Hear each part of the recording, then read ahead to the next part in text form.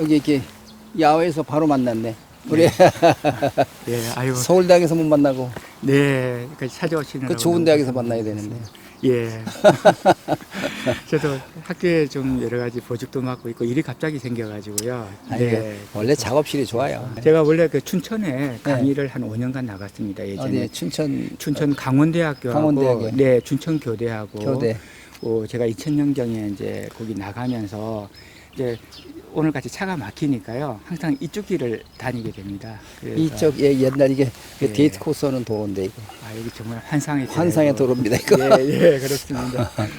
이거 길 넓힌다고 사람들이 그러니까 전부 반대해서 이거 길 못 넓혔어요. 네. 잘합니다 이쪽 길. 그 제가 여기 올 때만 해도 정말 안 믿으시겠지만 이 길이 없었어요. 그러니까 난 이건 네, 산으로 해가지고 길이 없고 물이 여기 들어왔다는 소리는 난 그 진짜 상상이 안 되는 얘기네. 네, 그래서 지금하고 많이 다르고 이제 이 집도 이제 예전에 이제 지었는데 그냥 헛겹집이에요. 보온재도 없고 예, 지금 창문도 깨져 있는데 이게 헛유리예요. 그래서 깨져도 폐허 유리가 아니니까 상관이 없더라고요. 새로 지긴 지어야 되겠네. 네, 네, 여기 새로 지으면 너무 좋겠다. 네, 여기가 이제 양수리, 예, 양수리 네. 저 조안면, 네, 조안면 남양주 여기인데. 네.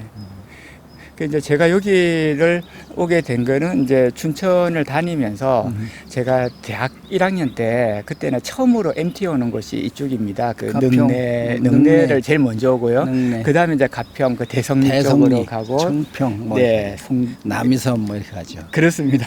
그래서 처음에 이제 제가 그 85학번인데요. 85년도에 MT를 왔더니 여기 그 다산 그 정약용 선생님. 네, 선생의 생가를 복원을 하고 있었어요. 그때부터 아마 시작이 된 것 같은데 그래서 이제 한옥이 이제 짓고 있었는데 거기서 우리가 밤을 새면서 이제 MT로 했던 적이 있거든요. 요즘 실학박물관이라고 이름을 바꿨더라고요. 아, 네네. 지금은 규모가 꽤 큽니다. 커요. 네네. 실학박물관. 그래서 이제 그런 연구도 있고 해서 어떻게 여기서 이제 작업실 그때 구했었죠. 근데 지금 뭐 제가 이제 지금은 학교에 있으니까 사실상은 뭐 따로 작업실은 필요가 없어요. 근데 작품을 다 꽁꽁 묶어놔서 못 보이네. 아, 제가 저기 미리 준비를 했어야 되는데 네. 학교에서 오늘 바로 오는 바람에 예. 그렇군. 우리 차동화 작가의 작품이 이렇게 엄청나게 많은데 여기 그냥 보이는 대로 그냥 뭐 우리 순서 관계 없으니까 네. 그냥 이야기하지. 이 앞에 보이는 작품들은 이게 언제 한 것이야? 요거는 한 20년 전에 20년 예, 전에. 예, 제가 대학원 때 예. 이제 수목 드로잉으로 그냥 했던 이런 것도 다 거의 습작에 가까운 겁니다. 그래서 몇 작품 이제 이 중에서 괜찮은 것들은 제가 따로 이제 전시한 적이 있는데 이런 거는 그냥 제가 작업실에서만 작업했던 네. 어디 공개한 적은 없는 네, 그림. 이게 뭐 옛날 이제 그림을 보기 위해서 잠깐 제가 보자고 그랬던 거고 요즘 작업하고는 많이 다르니까. 예. 그럼 이렇게 수목 작업을 할 때는 뭐 어떤 관점, 어떤 시점으로 뭐 이렇게 느낌을 가지고 작업을 하셨나 모르겠다. 동양 하시는 분들은 이제 뭐 여러 가지 다 뭐 내용이 있던데 네. 우리 차 교수는 특히 어떤 예. 제가 이제 이 수목 작업이 이후에도 조금씩은 하지만 이제 한 2000년 고전에 물론 제가 대학을 다닐 때는 그때는 뭐 채색화를 쓸 엄두도 못 내었고요. 그때는 수목 위주였기 때문에 주로 수목 인물화라든지 저희 때는 산수화보다는 인물화를 많이 했던 인물화. 것 같아요. 네. 그래서 이제 인물화를 통해서 수목을 다루는 이제 기법이나 테크닉을 익히고 뭐 그런 것들이 저희들 교육의 목표였던 것 같습니다. 그래서 이제 인물화를 하면서 저는 이제 이런 수목으로 어떤 재료 기법적인 그런 작업에 좀 관심이 많이 있었어요. 그래서 수목을 통한 재료 기법, 그래서 어떤 추상 작업 그런 데 좀 관심이 있어가지고 작업을 했는데 이제 이런 작업들도 결국은 제가 이제 자연에서 받았던 영감이라고 할까요? 어떻게 보면 아까 연못도 보셨지만 연못에 뭐 여름이 되면 이제 연꽃이 폈다가 또 지고 하는 그런 것들 어떤 자연적인 이미지가 제가 가지고 있던 것을 이제 수묵이라는 이제 재료로 그냥 해봤던 게 아닌가 그렇게 생각합니다. 근데 그렇게 수목이 그 이제 다른 컬러들도 많잖아요. 네. 뭐 예를 들면 서양화도 있고 뭐 네. 채색화도 있고 그러면 원래 전공을 그렇게 하다 보니까 거기 아예 몸에 배서 그런 관점으로 보는 건가요? 아니면 그렇게 보이나요? 난 그게 좀 궁금하네요. 아, 네네. 그게 이제 보통 우리가 동양 화론에서는 먹이 여러 오색을 다 함유하고 있는 색이라고 이야기를 하거든요. 먹색에 모색이 다 들어있다. 네. 그래서 어떤 추상적인 의미를 많이 강조하는 것 같습니다. 근데 이제 저 같은 경우에도 지금 관장님 말씀하셨듯이 제가 어릴 때부터 교육받은 거는 다 서양화식 교육이거든요. 그렇죠. 네. 제가 대학 오기 전까지는 수채화하고 유화를 했지 수목을 그렇게 다뤄본 적은 거의 없죠. 없었어요. 근데 이제 대학에 와서 이제 선생님들께 이제 화론도 듣고 미술사도 보고 제가 이제 관심이 있던 거는 동양의 그림들이었거든요. 그래서 예전에 우리 동양의 그림들을 보면서 거기에 이제 빠져들어서 동양화를 하게 된 건데 제가 화론적인 부분은 잘 몰랐죠. 그래서 그거는 아마 이제 대학원에서 이제 공부를 하면서 논문도 쓰고 하면서 화론에 대한 관심이 생기고 그러다 보니까 동양의 어떤 그 학문이나 문화라고 해야 되겠죠. 그래서 선생님들께 들은 것도 동양의 문화에 대한 이야기를 많이 들었던 것 같아요. 그래서 이제 그런 그 이야기를 들으면서 이 수목이 가진 어떤 의미를 좀 알게 되고 그렇게 하다 보니까 이제 대학원 시기에는 거의 뭐 수목만 작업을 했던 것 같습니다. 수목으로 작업을 하되 이제 저는 그 제 능력이 어떤 굉장히 극진한 사실적인 묘사를 할 능력도 못 되고 또 그렇게 뭐 제가 그렇게 하고 싶지는 않았어요. 그래서 이제 사실적인 형태로 옮긴다기보다 자연의 이미지를 이제 추상적인 제 생각을 좀 옮기는 쪽으로. 그러니까 우리 차 작가는 우리 보통 우리 동양화 하시는 분들이 뭐 이게 산수 뭐 이런 걸 이제 뭐 기암절벽이나 뭐 나무나 그렇죠. 뭐 이런 것들을 이제 많이 했잖아요. 네. 그러면서 이제 자연스럽게 뭐 현대회화로 옮겨오는 분들이 대부분인데 우리 차 작가는 아예 그런 그 전통적인 그런 우리 수묵화의 어떤 그 풍경이나 뭐 이런 쪽에는 관심이 적었네요. 처음부터. 네, 제가 그 사실적인 형태에 대한 관심은 좀 사실적인 형태를 옮기는 데 대한 관심은 좀 적었던 것 같아요. 네, 네. 그러니까. 제가 자연을 좋아해서 여행도 좋아하고 또 관장님 계신 그 가평, 청평 얼마나 아름답습니까? 그런 곳을 다 다녀도 그거를 이제 스케치해서 그림으로 옮기는 것보다는 이제 제가 느꼈던 그때의 어떤 기억이 되겠죠. 그런 기억을 이제 그림으로 뭐 나중에 그러니까 추상적인 근데 우리 방법으로. 교수들이 그 강요 안 했을까요? 그 뭐야 이게 산수화도 그리고 뭐 네. 자연을 있는 대로 네. 뭐 학생 시절엔 뭐 네. 그렇게 그리라는 강요를 안 받았을까요? 저희 선생님들도 사실은 이제 대부분 추상적인 작업을 하셨는데 그런데 이제 제가 그 대학을 다닐 때는 그런 작품을 접하거나 배우지는 않았었거든요. 그래서 아마 제가 대학 시절에는 그때 제가 대학 2학년 때까지 박세원 교수님이 계셨어요. 그 산수화 하시는 선생님이셨거든요. 그것도 제가 수업을 직접 들을 기회는 없고 이제 선생님 이런 작업을 하시구나 하는 것만 알고 있었지 직접 배운 적은 없어요. 그래서 그 보통 우리 한국 가시는 분들 인터뷰하다 보면 옛날 그림들을 많이 보여주는데 내가 순간에 우리 그 세대차를 내가 순간에 잊었었네요 보니까. 네. 그러다 보니까 그걸 가르쳐준 선생님들도 그렇고 모두 현대화 쪽에 선생님들이 있다 보니까 굳이 그렇게 그 동양화의 어떤 그 기법을 습득하는 건 인물화로다가 거기서 습득이 되고 풍경이나 이런 쪽에 안 가고 네. 그런 게 이제 이해가 됐네요. 그래서 이제 그때 선생님들이 지금 생각해 보면 또 그렇게 강요하신 건 아니에요. 인물도. 네, 수업 시간 전에 모델들이 들어갔으니까 당연히 인물을 했던 거고요. 그래서 저도 그런 어떤 설치 작업이나 또 일종의 어떤 추상적인 작업을 하면 좀 눈치가 보이잖아요. 선생님들이 뭐라고 하실까. 근데 아무 말씀도 안 하셨어요, 사실은. 네. 그래서 사실은 굉장히 자유로웠는데, 이제 저희 어린 학생들이 이제 볼 때는, 어떻게 해야 되는지 이런 것들을 이제 선생님들이 이렇게 하시는 걸 보면서 이렇게 눈치를 많이 봤던 게 아닌가. 네? 네. 이거는? 이거 몇 합지 정도 되나 보다. 이거는 한 2합, 2합. 3합 정도 되고요. 네. 저는 뭐 주로 이거 이제. 완전히 국산. 예, 문경 한지 네 사용하고 거기서 있습니다. 맞춰서. 네네. 요즘 한지가 굉장히 쓰기가 어려워요. 이게 이제 한지의 장점이라고 하는 거는 말 그대로 이제 그 장지라고 하지 않습니까? 네, 장지. 그래서 질기고 현대 미술에 굉장히 적합한 종이거든요. 화선지 같은 경우는 뭐 물 접근하면 찢어져 버리는데 이 장지는 안 찢어지고 하니까 예. 그리고 또 중성지이고요. 그러니까 중성지. 예, 오랫동안 보존이 되고 그래서 지금 우리가 이제 뭐 무구정광 다란이경이라든지 직지신경이라든지 그게 거의 뭐 천여 년 된 종인데 지금 바로 만든 종이 같거든요. 그래서 재료적인 면에서 굉장히 우수한 종이기 때문에 우리가 정말 많이 쓰면 좋은 재료입니다. 네네.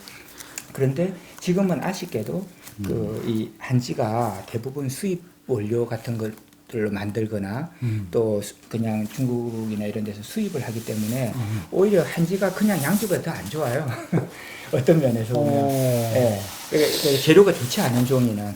근데 이제 이렇게 그 제대로 된 종이는 네.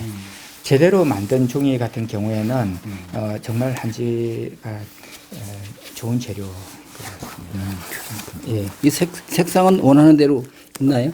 이 색상은 제가 다 이렇게 칠을 한 겁니다.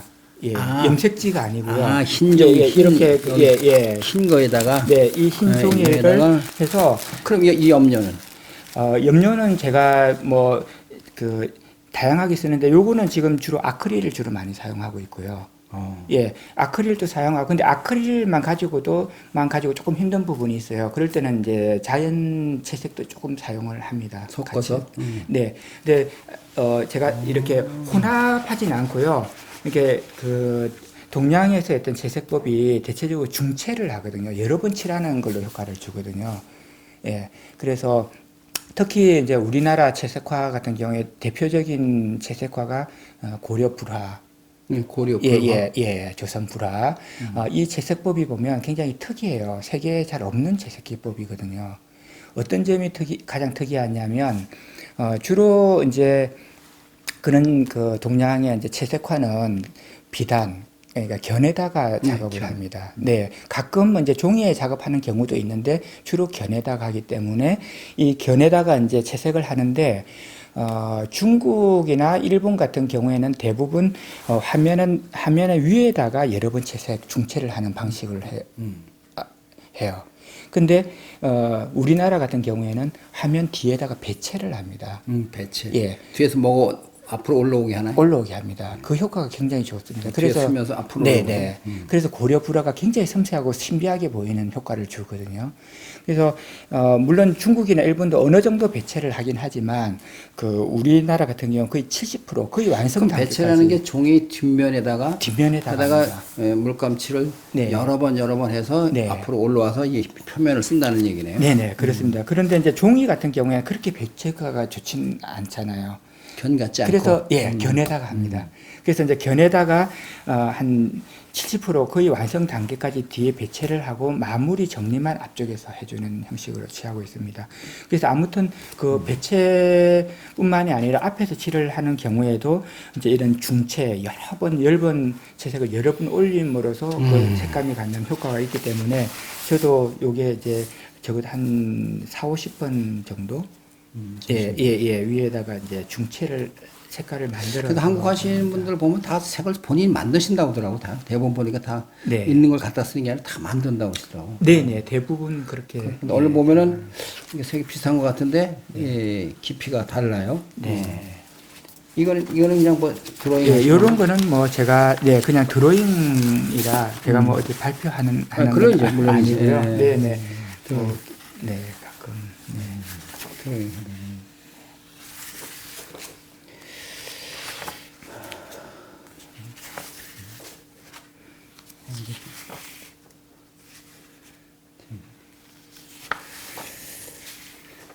그 자체도 작품이네요.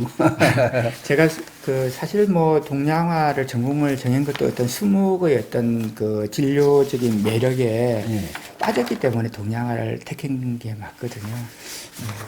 어떤 사람은 뭐 대학 가기 위해서 그런 사람도 있지만 정말 매력이 빠져서 하셨구나. 이제 지금도 작업을 하고 있고요. 한 10년 전부터 10년 정도? 네네 작업을 하고 있습니다. 그럼 조금 전에 아까 본 그 한지를 이렇게 네. 본인이 채색해서 만든 네네. 그런 한지에다가 네. 뭐 꼴라지 형식으로 했는데 이거는 그러면 이건 이렇게 잘라 붙인 건가요? 네네. 제가 어떤 이제 좀 큰 작업 같은 경우에는 한지 그대로 이제 큰 종이를 붙일 수도 있고요. 뭐 경우에 따라서 제가 좀 이렇게 잘라서 붙인 경우도 근데 있고. 붙인 게 네. 별로 이렇게 어색하지가 않고 네. 뭐 이렇게 이순매가 별로 없어 보이네. 그 무슨 그 종이에 이제 그 어떤 엣지라고 그래서 그 나온 걸 엣지, 자연스럽게 어떻게 연결이 되네. 예, 남은 걸 그대로 이제 연결해서 예. 아니 그래도 이제 보통은 이렇게 이 종이가 다른 종인데 네. 이게 뭐 느낌을 주는데 이게 그냥 물감으로 칠한 것 같은 느낌이야. 그냥 저기 붓으로 칠한 느낌이지. 그냥 이렇게 종이를 붙였다는 생각이 전혀 안 드네요. 예. 그 제가 이제 먼저 이런 그 칼라 작업을 한 게 이제 삼다라고 해서요. 그 제주도 여행을 하면서 삼다. 네. 그전에는 이제 보통 학생들이 졸업 여행 4학년들이 한 해 한 번씩 졸업 여행을 가게 되면 거의 제주도를 갔습니다. 그렇죠. 그래서 이제 매년 제가 우리 선생님들 모시고 제주도를 가다 보니까 이 제주도에 대한 인상이 굉장히 강렬하게 와가지고요. 거기서부터 이제 근데 나는 그렇게 과감하게 이렇게 할 수 있는 힘이 없는데, 야, 대단하게 이렇게 잠깐만 눌리네, 잠깐만. 이렇게 과감하게 분할하는 방법, 이런 힘을 어디서 나나요? 아, 제가 먼저 이제 여기서 보시면은 지금 이런 그림들이 이제 제주도의 풍경을 제가 추상화한 풍경이거든요. 그래서 제주도 가면 이건 제주도 밤바다 보면 정말 금푸른 밤바다. 네, 밤바다. 그 밤바다에 어떤 지역에 가면 또 해변이 산으로 하얀 산으로 된 해변도 있어요. 그래서 밤에 이렇게 바다를 가면 그 대비가 굉장히 강렬하게 이루어지는 거를 제가 본 적이 있어서 그래서 그런 어떤 이제 제주도의 인상을 이렇게 추상적으로 네. 근데 사용하는 사람들도 뭐 입체파 사람들이나 뭐 이런 사람들 뭐 아주 그냥 단순명 이런 물론 차교 차작가하고 똑같지는 않지만 네. 어떤 나름대로 단순하게들 하잖아요. 네. 뭐 이제 몬드리안 그림 같은 경우는 뭐 우리가 잘 알다시피 교과서적인 나무를 이렇게 뭐 몇 번 걸러 가다 보니까 이렇게 단순화됐다 하는 우리 교과서적인 얘기도 있지만 네. 어쨌든 결과론적인 보면 그냥 아주 단순하잖아요. 뭐 네. 색깔들이 네. 그런 거는 그런 과정을 거쳐서 왔다고 하면 이 우리 우리 차 작가가 얘기하는 그 절제된 것은 어떤 그 동양적인 화론에서 바탕에 대해서 온 그런 거네요. 좀 다르네. 네, 그게 이제 결과적으로는 비슷한 요소일 텐데요. 결과적으로. 네. 그러니까 그 이제 뭐야 제 말이 맞는지는 모르겠습니다만 제주도의 인상이다 이거야. 네. 좀 제주도에서 인상을 서양하는 사람들이나 뭐 꼭 서양 아니더라도 뭐 하면 제주도에 이제 파도가 막 치고 그냥 그런 걸 그냥 뭉클하게 느꼈을 때 그냥 거친 바다를 그리는 경우 있잖아요. 네. 그것도 단순화 시켰지만 그 뭐 어떤 그 기하학적인 모양은 네. 아니지만 네. 완전 추상이잖아요. 네, 네. 예. 그런데 이제 우리 동양적인 어떤 그 사상에서 온 그런 그 추상화는 우리 이게 뭐랄까 세계적으로 이렇게 얼른 이렇게 뭐 앞으로 우리 미술사에 남아야 될 일 중에 하나지만 네. 그런 것들이 지금 차 교수 얘기하는 그런 것들이 바탕에 대해서 어떤 화론도 만들고 더하면 네. 어떤 뭐 기존에 있는 그런 그 유파보다도 더 좋고 뭐 더 좋고 나쁜 건 아니겠지만 더 어떤 그 느낌을 주는 인정을 받는 네. 그런 장르가 되지 않을까 하는 생각도 들어요. 그 뭉클한 거를 단순하게 저렇게 제주도 인상이나 뭐 나름대로 표현할 수 있는 그런 것은 그걸 뭐라고 지금 말을 정리하기가 좀 얘가 애매해서 그런데 한번 정리해 줘 보시죠. 글쎄요, 그거는 이제 제 개인적인 것도 있지만 어떤 그 한국이 가지고 있는 미감이랄까 그 부분이 분명히 있는 것 같습니다. 그리고 특히나 이제 어떤 그 조형 작품을 단순하고 거기서 정말 어떤 미니멀한 그런 그 요소를 가지고 있는 중에서 제가 좋아하는 것이 조선 후기의 한옥이라고 생각이 되거든요. 한옥이요. 한옥. 네네. 물론 한옥이 오래 전서부터 있어 왔지만 특히 이제 조선 후기에 가면은 정말 절제되고 정말 필요 없는 거 다 드러낸 지부 형태가 나오거든요. 그래서 제가 그런 것도 우리 이제 선생님들과 이제 고궁도 가고 사찰 기행을 제가 많이 했습니다. 그렇게 하면서 그것도 하나의 문화로서 저한테 굉장히 중요한 요소로서 온 것 같아요. 그래서 그러한 부분을 지금 우리가 한국이 또 한류가 많이 그렇죠. 예, 활발하게 하고 있는데 그러한 요소도 우리가 굉장히 가지고 있는 특이한 요소 같아요. 세계에 잘 볼 수 없는. 그래서 이제 제가 그 삼다 작업을 할 때도 저게 이제 어떻게 보면 제가 제주의 풍경을 보고 자연 이미지를 그린 것이지만 또 한편으로는 우리 한옥이나 한옥의 어떤 창호들 있지 않습니까? 한지 종이로 바른 그 창호에서 오는 느낌도 같이 들어가 있거든요. 그래서 맞아요. 네, 그래서 저는 격자 무늬 그리드가 어떻게 보면 서양의 추상회화 같기도 하지만 저희는 어릴 때부터 보고 온 사실은 한옥 창호거든요. 그렇죠. 네, 그 창호를 통해서 빛이 들어오는. 아침에 일어나면 사실 그 한옥 창호가 있는 한옥에서 자게 되면 아침에 일어나서 바로 바깥을 볼 수가 없어요. 그러니까 문이 닫혀 있거든요. 이 정도 돼 있죠. 그렇죠. 그래서 이제 사실 바깥이 안 보이는데도 불구하고 사실은 그동안의 어떤 기억에 의해서 바깥을 느끼는 거죠. 네. 그 밝기나 뭐 온도나 뭐 등 느낌으로 네, 이제 네. 밝았구나. 네. 그리고 아침 일찍 이렇게 푸른 빛이 들어오고 또 밤이 되면 또 달빛이 들어오고 하는 것들을 계속 또 어릴 때부터 봐왔기 때문에 이제 그런 이미지가 저런 이제 제주도의 풍경하고 또 오버랩이 됐던 게 아닌가 하고 또 하나는 우리가 보통은 이제 지금은 아파트에서 생활을 하고 네 뭐 대부분 이제 현대식 그 건물에서 살다 보니까 창문을 통해서 이제 바깥을 그냥 바로 볼 수가 있지 않습니까? 어떤 강한 제가 받은 강한 인상은 이제 그림으로 그렸는데 우리가 이제 굉장히 아름다운 곳을 이렇게 보면은 사실 우리가 아름답다고 느끼기보다는 굉장히 강한 슬픔을 느낄 때가 오히려 많은 것 같아요. 그래서 저도 제주도 작업을 하면서 왜 그럴까 하는 생각들을 사실은 여러 번 했거든요. 그런데 제 생각과 또 제주도의 역사가 제가 어렴풋이는 알고 있었지만 나중에 알게 된 것이 이제 요즘 많이 이야기하고 있지 않습니까? 제주 4.3 4.3 사건 등등. 네네.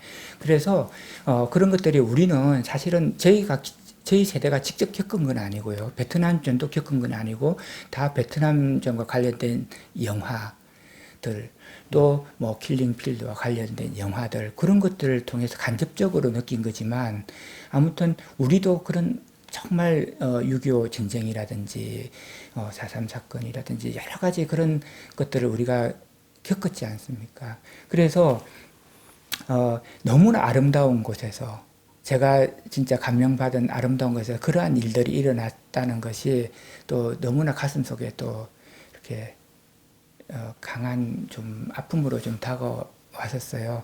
그래서 이제 그것을 좀 이렇게 치유하는 방법이 뭘까? 이제 그것을 또 생각을 하다가 사실은 이제 축제라는 제목으로 그래서 제가 이렇게 설명을 네. 잘 듣고 그 작가를 이해하고 작품을 보면 많이 이해할 것 같아요. 근데 그냥 네. 아무 어떤 네. 정보 없이 네. 바로 작품을 접했다. 네. 그럼 무슨 사각형 쭉쭉 잘라서 붙여놨네. 네네. 뭐 그렸네. 네. 뭐 등등. 네. 뭐 우리 그렇게 생각을 많이 하지 않을까 네, 싶어요. 그렇습니다. 대부분 제 전시장에 오시면은 첫으로 하는 말씀이 동양화 한다더니 서양화네? 이야기하고요.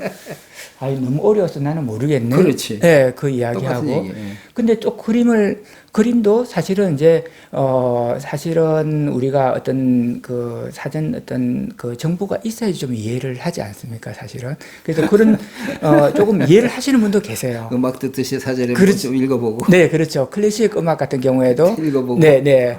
좀 배경 음악회 갈 지식이 때 있으면은 최소한의 네, 좀 느끼시지 않습니까? 그래서 전시장에 오는 분 중에서도 꽤 이제 그림에 대한 그 기본 지식이 있는 분들도 계세요.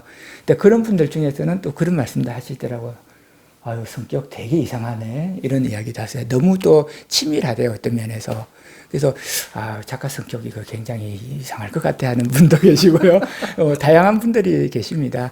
근데 뭐, 제가 그냥 사실은 이제, 그 관객과 공감하면 물론 좋겠지만, 그래도 기본적으로는 제 감성을 일단은 먼저죠. 표현하고, 네, 먼저고 그 전달하는 다음에 게, 관객과 호응하는 거. 네, 먼저인 게 아닌가. 미학을 배울 때 뭐 그런 거 여러 가지 있잖아요. 제가 다 용어를 나열하지 못해서 그런데 작가는 작업으로서 나 독창성 내 것, 남이 뭐래도 내 것만 하면 남이 좋아하든 말든 관계없이 작업하는 사람도 있고 네, 또 이 일반 대중의 그 영합까지는 아니더라도 대중을 의식하면서 작업하는 사람도 있고. 네, 근데 우리 차 교수는 네. 뭐 그냥 내 스타일대로 그냥 쭉쭉 뻗는 스타일 같으네. 글쎄요, 저는 사실은 이제 그림이 가지고 있는 그, 뭐랄까요, 역할이라고 할까요? 그런 것들이, 가능한 한 많은 사람들과 공감해야지 된다고 생각을 하거든요. 기본적으로 그렇지만 그 공감하는 방법이 이제 어떻게 하느냐는 아마 작가마다 좀 다른 게 아닐까. 그래서, 제가 대중 앞에서 뭐 제가 말주변도 없고 무슨 강요하고 그렇게 하기는 힘들고요. 그래서 제가 느낀 것을 솔직하게 이렇게 표현하다 보면 언젠가는 그렇게 공감하는 그렇죠. 분들이 이렇게 네, 대화를 많이 해서 네, 이걸 들으면 이해할 거예요.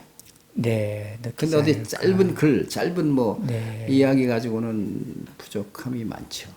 네, 그래서 제가 전시할 때 또 많은 평론 하시는 분들께서 많은 좋은 평론을 주시고 또 도로에도 이렇게 전달해 드려도 대부분 잘 이해하기가 어렵다고들 하시더라고요. 일반적인 대중들은.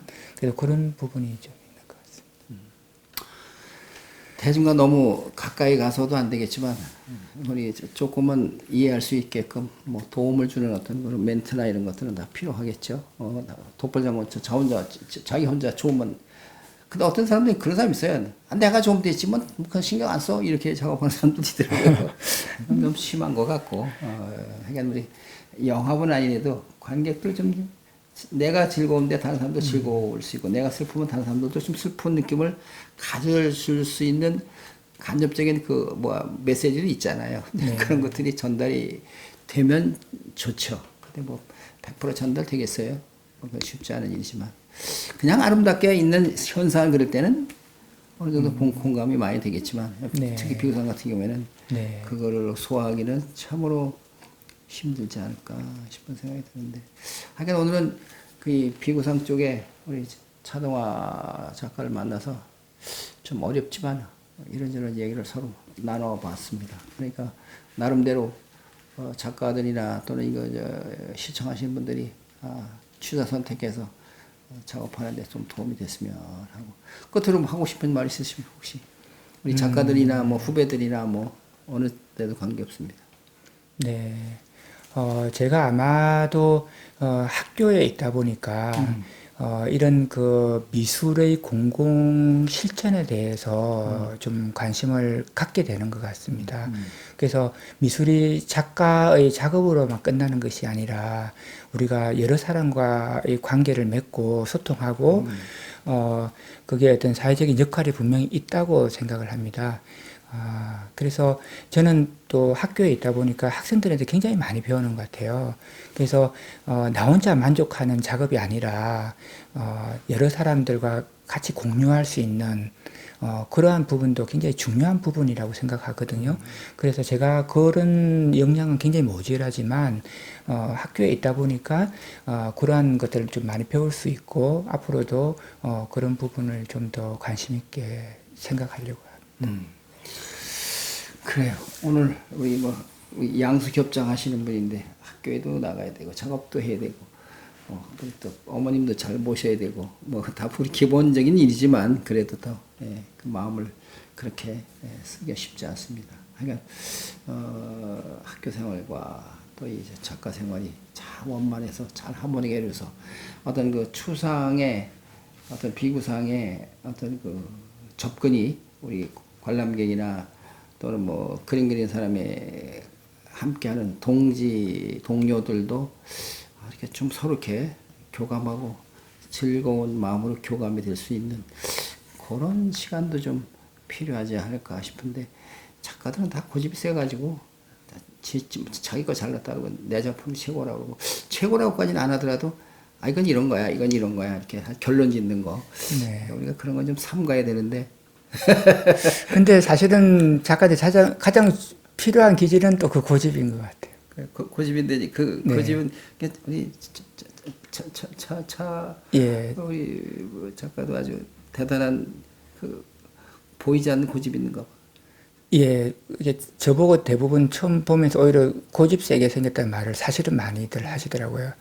그러니까 아마 그냥 뭐 저도 작업하는 사람이니까 고집 없이는 아니지 않겠습니까? 그렇죠, 그렇죠. 예. 근데 그게 이제 그 고집이 하나의 어떤 아집이 안 되고, 그렇죠. 예, 서로 공유할 수 있는 부분으로 제가 하려고 저 스스로 많이 노력하고 있고, 예전에 우리 선인들도 다 그렇게 노력하지 않았을까, 우리 선비들도 다 그렇게 노력을 하지 않았을까 하는 생각을 해요. 옛날에 조선시대 때 추상 그리는 사람이 있었으면 어떻게 됐을까요? 만약에 그런 화가가 있었다면 제가 볼 때는 또라이라고 했을까? 무슨 미친놈이라고 그럴까? 글쎄요. 아까도 말씀드렸지만 엉뚱한 질문을 하고 네, 추사 김정희 선생 같은 경우가 그렇죠. 대표적인 어떤 추상적인 작업이라고 볼 수 있지 않을까. 글쎄요, 글씨가 네, 네, 그러네요. 네, 그림으로서가 아니라 글로서는 확실히 추상이지. 네. 그리고 성격도 굉장히 깐깐하시고 고집 세셨을 그런 것 분이 같습니다. 그림을 그렸다면 어떤 그림을 그렸을까 진짜 궁금하네. 정말. 네. 그거 좋은 예네요. 네, 좋은 예, 좋은 예. 자, 오늘은 여기까지 우리 차동아 우리 교수 만나서 여기까지 얘기하고 앞으로 또 전시장에서 좋은 작업으로 우리 비구상 쪽에 우리 끝에 멘트 하듯이 관객과 같이 함께 할 수 있는 것, 내 고집만 피우는 게 아니라 조금은 다가가서 함께 공유할 수 있는 그런 시간도 많이 마련해 보고 가지려고 하고 그런 작업도 하시려고 하신다니까 더욱더 고집스러운 게 다 없어져 버렸네. 아유, 감사합니다. 예, 고맙습니다. 네, 감사합니다.